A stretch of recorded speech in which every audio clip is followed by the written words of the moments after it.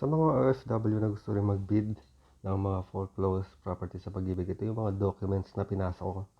Okay? So, nanalo ako ng at dalawa.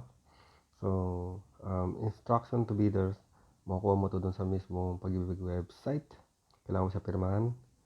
And then, registration form, 2 copy, isa lang papasa mo. So, sulat mo lang yung mga details mo dyan. And then, ito yung offer to bid.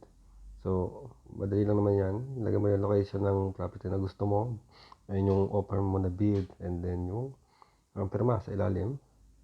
Okay. And then, ito yung bidder's information. Ito, ikaw mismo. Mga details mo. Marami yan. Mga SSS, Pag-ibig number, status, number, email, saka location. At yung sa SPA. Siyempre, kailangan mo ng SPA. Yung representative mo na details sa ilalim. Okay? And standard labor contract. So, kailangan mo yan. Yung may stamp na ganito. Okay?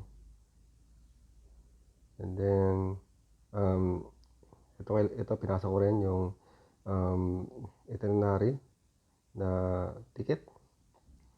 And then, OEC, galing sa POEA.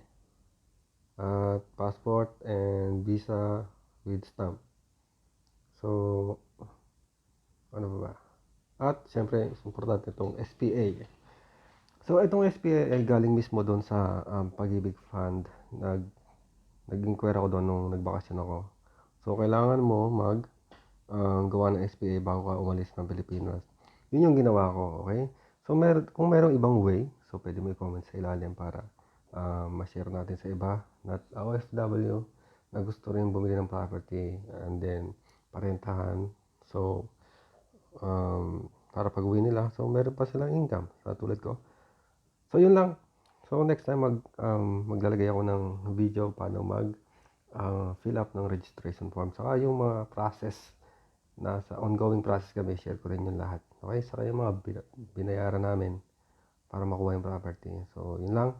Kung may tanong kayo, pwede nyo kayong mag-comment and sasagutin ko yun every time. So, good luck sa pagbibid. So, para updated kayo sa mga susunod na mga post natin about sa Pag-ibig Fund, sa pag-rent, sa rental property, pag-manage, at mga renovation. So, mag-follow lang kayo. And then, meron kaming Facebook, TikTok, and then YouTube. So, mag-comment lang kayo sa mga tanong nyo. Magtulungan tayo about sa information. Okay? So, see you sa susunod na video. Okay, good luck!